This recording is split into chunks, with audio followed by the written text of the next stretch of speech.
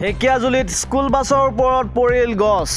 বিধ্বস্ত হ'ল ছাত্ৰ ছাত্ৰী অনা নিয়া কৰা বাহনখন বাহনখনৰ ভিতৰত আছিল প্ৰায় 20 গৰাকী ছাত্ৰ ছাত্ৰী কেইবাগৰাকী ছাত্ৰ ছাত্ৰী আহত সেণ্ট উৰ্চলা উচ্চ মাধ্যমিক বিদ্যালয়ৰ প্ৰৱেশদ্বাৰত এই ঘটনা এইখন বিদ্যালয়ৰে আছিল ছাত্ৰ ছাত্ৰীসকল তৎকালীনভাৱে আহতসকলক মনবৰনাথ সামূহিক চিকিৎসালয়লৈ নিয়া হয় তাৰে কেইবাগৰাকীকো প্ৰেৰণ কৰা হৈছে তেজপুৰ চিকিৎসা মহাবিদ্যালয় হাস্পতাললৈ news desk report any Assam 24/7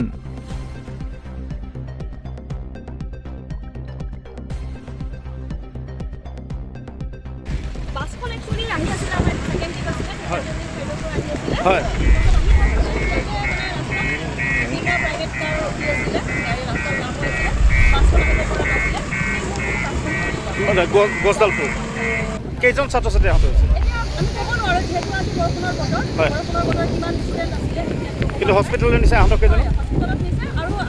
আমি মানে কিছুমান টিচাৰ ভিতৰত আছিলোঁ হয় যেতিয়া আমি গম পালোঁ তেতিয়া দৌৰি আহিছোঁ নিশ্চয় দৌৰি আহি আমি দেখিছোঁ যে আমাৰ ষ্টুডেণ্টবিলাকৰ কিছুমান টিচাৰ আগতীয়াকৈ আহিলে হয়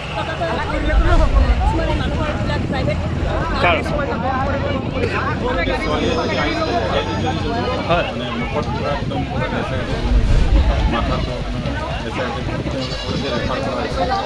টুমুকিলৈকে ৰেফাৰ কৰিছোঁ কিন্তু গাৰ্জেনে টাইমছত লৈ যাম এতিয়া আৰু টুমুকিলৈ অলৰেডি তিনিজন গৈছে তাৰ পৰা ডাইৰেক্ট গৈছে টোটেল ইঞ্জুৰি কেইজন টোটেল ইঞ্জুৰি আপোনাৰ 4জন লগত মোৰ ল'ৰাটো অলপ হাতত দুখ পাইছে বাৰু ইয়াতে মেনেজ কৰি দিছোঁ হয় তাক